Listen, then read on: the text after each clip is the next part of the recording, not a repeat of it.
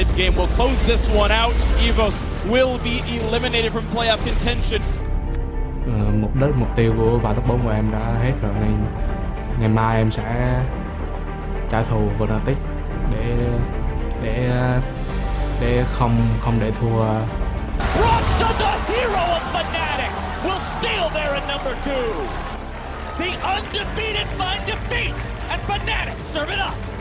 Quadra kill for Uzi, 8-0 and 3. Royal never give up, 2-0 on the day. A single turret of the Nexus, staying between Liquid and staying alive. Other Chris. And a kill comes through, and Liquid stays alive. The last day it could go one of two ways. You know, we could completely flop, or we could play out of our minds. 虽然说我们输了2场，不过最后一天的比赛我们还是会全力以赴。昨天可以说是就是最难的一天比赛日了吧，因为打 FW 跟 KD 嘛。相信在最后一天的比赛日里面，也是可以继续获得连胜的。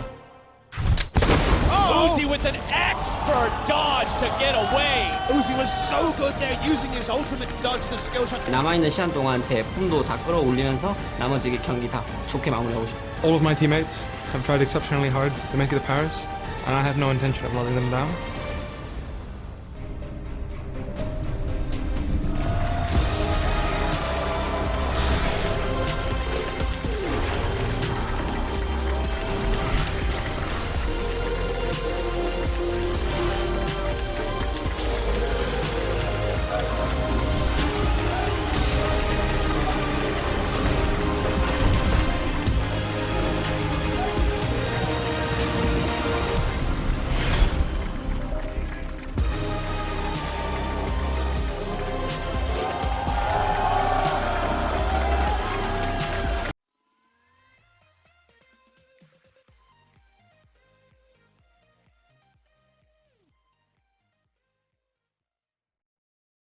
On the line, and no closer to knowing either top 4 and whoever's at the top either. And we have to remember, EVOS, they don't play for anything. They're just playing spoiler right now. They can go in with whatever pick and ban face they want, play whatever playstyle they want. Fnatic have everything to lose. The mill is still left open. Teams have also figured out that if you ban Tristana, you greatly reduce the champion pool of Rekkles from 2 to 1, and that is what they're going for. Trundle right off the bat. That Sivir is still available, the one you're talking about that Rekkles plays so much, his most played of MSI so far. VCS's turn, EVOS Esports.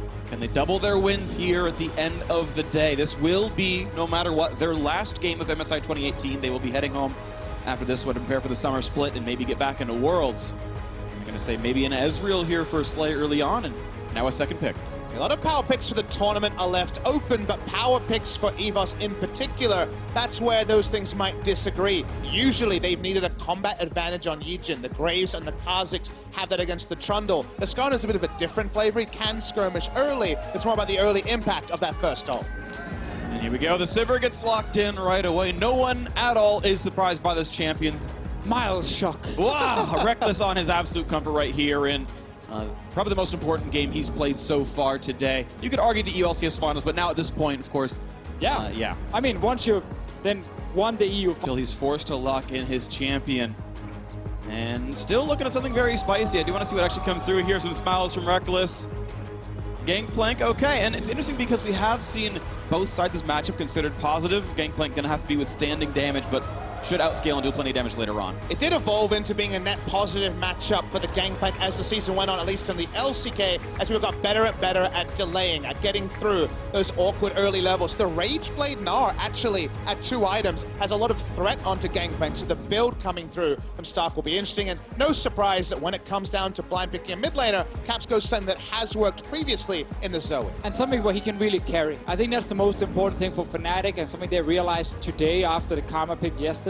They need something where it's Caps who can be a huge playmaker. We get that Cassiopeia, you highlight just before here, Papa Smithy. It has been a go-to pick for Warzone, but rarely very effective. Now the thing about it though is they've had to blind pick it very early just to pick it up at all, and they kind of had drafts fall around them where Cassiopeia had to deal with the threat of an Ore, and they had to deal with a lot of other factors that kind of took away the advantage of her in the lane. In terms of the lane here, we actually have a volatile one against the Zoe. Zoe Cassiopeia going to be a pretty big one there. Of course, cleanse on Cassio, no surprise, get around those bubbles, but Without a blink on the kit, pillars are still very good crowd control. The chase down could be had. Keep on, we've seen Skarner get some really good ganks off into a Zoe as well. No natural escapes there either. As you mentioned, a volatile lane. Warzone said he wanted to come in this tournament and prove his dominance, knock everyone else's teeth out. Mr. 1,000 push-ups himself. And, well, in his last game at MSI, he's up against maybe the best performing mid laner in the tournament in Caps, who had looked so good for so long. And now Fnatic at 4 and 5 need to build some space above Team Liquid to make that run to the top 4 better. Battle for this one, a defensive controller to make sure he can farm this. And okay, Brox will only look mid, looks to the pillar on a Warzone here, gets up the slow. Now Cap's gonna look for that sleep, gonna find the damage output, gonna be knocked down with the ignite. First blood is in, delayed the flash so long and still gets killed off. Yeah, felt like he should use the flash earlier, but wanted to conserve the longer summoner. Well thought out by Caps and Brox, and I love Brox on the front foot from going top to chunk out the Gnar. Guaranteed to have first rotation of top lane and mid lane. When he went top, yes, he gets the second bounce away. Now Stark might have to flash because this one gameplay goes down for more slows, and Stark just doesn't have an escape. Broxa blocks that one out. Nice kill picked up 2-0. Fnatic traded though to the Ocean Break in the bottom. And Brox has been ahead of the play in both little micro. None from Cassiopeia, but there's still no out route for Caps taken off. And finally a kill on the board for EVOS. And this is perfect because you know Caps is going to push forward. You know he's looking for the trades. Just punish him, start getting some control in the mid lane, and then you can actually move towards the bottom side later and secure first turret. And when we did see Skarner versus Zoe in the meta earlier in the season over in Korea, the QSS timing was something we would always... Keeps trading forward. Yuji is moving into mid. Oh, no cleanse for this one. Can Caps get the damage out, but flashes in for it, but oh, no, blocks some damage. Gangplank coming in to join this one. Now Caps, can he make the outplay? The heal comes in, the suppression onto the turret in Warzone. Gets the poison for the kill, and now the re-engage of Stark is roamed down. Broxton does not have flash to get out. He's going to be slowed several times. Hopped on as well. Another stun comes in, and he just does not have the way to escape this one. 2 kills come through for EVOS Esports. We have to remember, Caps swapped out his ignite for a teleport right here, so when he jumped in, I think maybe he was expecting a little bit more burst to come from his champion, but there was of course no summoner to be added onto it. GPL did come down towards the end, but Warzone just managed to sneak around, play around this mid lane, because Caps will keep doing this. Jump forward, takes the trade. Now he's expecting that he can actually destroy Warzone with everything landing onto him, but the GPL comes down, Warzone flashes away from it, and he's just missing a tiny amount of damage because I think the corruption potion was running the entire time for Warzone. It's at home. Pop your potions. Always good piece of advice for solo queue. That is what saved him, no doubt, Deficio. Broxa walks in. He got the wrong RSVP that time. He'll go down. And EVOS, with nothing to play for but pride, are showing their pride. Eugen seems to be around top side. Mega Gnar ulti's gonna land. There's looks like no oranges yet. Flashes gets hit, but this one here comes the suppression. And the 2v1 is gonna be too good. EVOS gonna grab another kill in a row, picking up kills across the map. How those Predator junglers rolls in like Aramis. I was waiting for the oranges, but they were not gonna save him through this. They can get a lot of damage done with the Black Cleaver and the fresh shop that EVOS have already had here. Maybe first turret blood on the top side unless Caps spares their flushes. They're on their way to try and stop it now. Caps not sitting on a lot of mana. Will probably just force EVOS away. Can hit Stark? Nope. Not gonna Rousey just yet. Looking for the big Q. Pillars there to help the setup. And now with not a lot of escape tools left, no flash, no Narvar. Caps goes in, has a chilling smite to send for a little bit more of a slow, and that will be a trade kill. Fnatic finally answer back. The Caps had actually picked up the Predator on the way to get there quickly. We're seeing Illisong not quite gonna grab a good walk back, and now a re-engage. Look at the front line. Is the burst gonna be there for Stark? Back to Mininar. The damage up from Rekkles, and Broxa pick up one and the disengage. Broxa no longer with turret aggro, seems okay. And now Eugen at only 600 HP, but will not be pushed anymore. The flash forward, Caps can't get away. He can't get away. The Twin Fang is gonna make it happen. Warzone on a killing spree. They're actually able to pick up a kill. There was a misplay there. Eugen used his ult on the target that wasn't tanking the turret and thus wasn't able to punish early. But nice roam again by Warzone. And the later pick Cassiopeia has been a lot more helpful as they're trying to chase down the Pirate. Well-timed oranges barely even misses a beat here. Now Whoopo, first run, but doesn't get the barrel this time around. The slow is going to come in from Ezreal, and Slay gets one 6-4 EVOS. And Slay is going to get another turret as well for EVOS here. They are just winning across the map. Fnatic did not get the bot lane turret. because they had to run away after the minions died. There's so much pressure on the European team, and right now they're crumpling. It's a sort of game where cross-map play should be lost just by the virtue of Gangplank being in the game. But as you one of it to stop anyone coming down, they eventually problem solve smartly there, EVOS. And now, as Fnatic, you don't have the luxury to be as far back.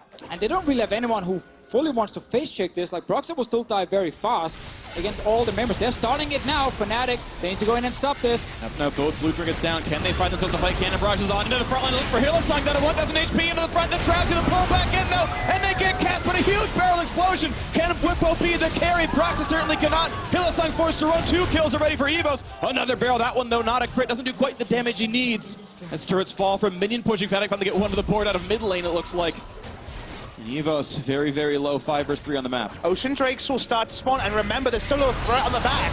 Ooh, good oranges. It's just so hard for Rekkles to push damage with no backline, and like you say, someone coming in to force them away. Fnatic's base is to the bottom left. There's no easy way out. Whippo pretty much surrounded in this one. Doesn't get that barrel either. The slow, the twin fangs are in, the poison. The kill comes through for Warzone. TP in for Slay to rejoin. And we see that fight here. We talked about how just start the Baron and turn for the fight. If you're EVOS, you're so far ahead. Your AD carry is already insanely strong, and Rekkles only sitting on 1.5 items. Just not enough damage coming from his side. Only Whippo's big barrel actually did something. So Caps wants to start this fight. 800 HP, not going to find the steal. Broxah nowhere near in range and gets spotted out for another kill. Now EVOS finds their 10.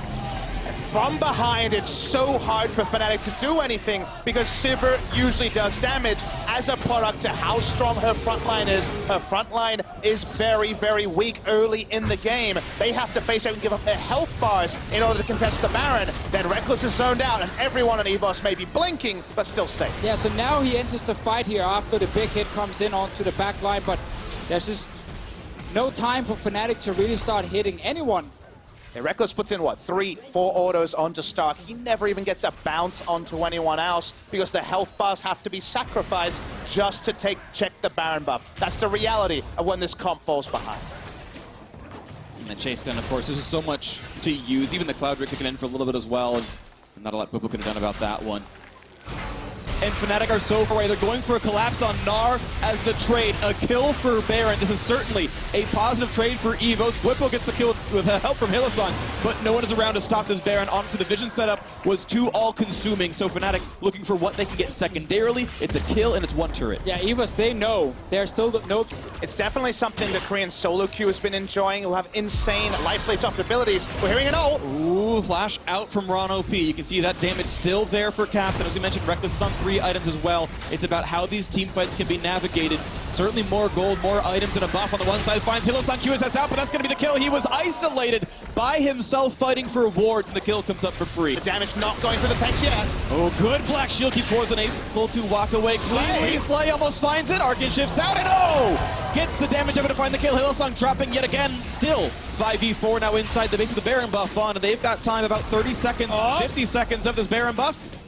Trade of spells, almost gets 1 more to pick off. And now look on the side lane, Whippo very low, Slay really playing aggressively onto this one, finds another Q, forces them back as the turrets are starting to fall. EVOS looking to end the tournament on a win. They've picked off Broxah as well. Only 3 left to defend Fnatic's honor, or they will drop to 4 and 6. The turrets are falling, one last hard engage as Whippo's forced to run onto the Nexus turrets. They're going to fall. They picked off almost everyone. Rekkles alone with a single assist and no deaths, but his Nexus will fall, and that's the part that matters. EVOS find their 2nd win.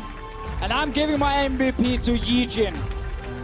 Early game, there was a lot of pressure in the mid lane from Caps, but he knew if I just go mid and stop Caps from getting far ahead, then the rest of Fnatic's comp is scaling. The GP top lane and the Sivir bot lane. So when he shut down that mid lane with Warzone, it bought so much time for EVOS to suddenly start taking control of the map, and they used that very effectively to then continue snowballing. And their execution against Fnatic 2 times. The first time in the split push, not to a victory. This time in the poke comp in the mid lane. Like you mentioned, Yijin, whose mentality had to be in shatters after the last couple of performances where he was really disseminated by enemy junglers. They all reload, they all say it's all about just this game, and then we go home. They go home with a victory and a bit more pride. And we see another Israel game where you get to that mid game, you get your 2